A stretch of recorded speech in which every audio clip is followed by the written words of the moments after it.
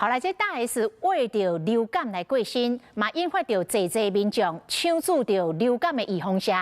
疾管署讲，进前采买疫苗存4万剂，会继续提供给民众来做。后手购买10万剂，上紧1月20就会当开始做。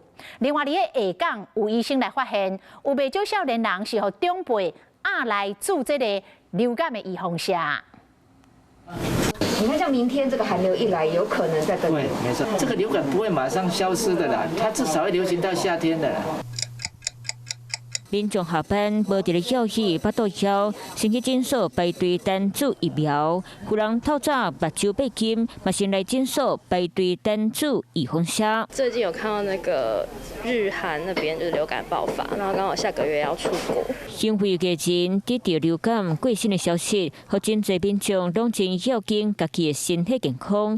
都一位20多岁阿兵哥，去年12月30日外地发烧，急诊快筛确诊 A 型流感，转去分林处理，甲因兜处理人讲伊感冒，就转去房间休困。过当天继续伫咧发烧，人嘛软烧烧，处理人甲伊送到急诊，赶到病院，肺部大面石浸润，被死杀，抢救到1月7日宣告过身。本季全台湾上少107个人因为流感不幸过往，侪人抢咧注疫苗。疾管署讲会阁加买10万剂流感疫苗，上紧20号开始提供予幼囡仔含65岁以上11类高风险对象优先先注。原本疫苗即马剩超4万剂，赶快继续提供予全民来注。若是已经感染过流感好起来民众，感觉拢无代志啊！你得了流感，只是得了其中一型流感，其他型的你还是没有免疫力啊。所以你如果得了流感，你还是可以再打流感疫苗的，没有办法说打一次终身有效。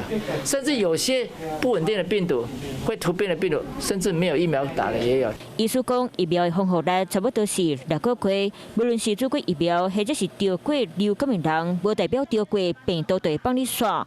病毒随时在突变。对付流感都要随机应变。Hello， 我是易景，想要抢先掌握最及时的新闻资讯吗？赶快订阅、按赞、开启小铃铛，锁定华视新闻的 YouTube 频道。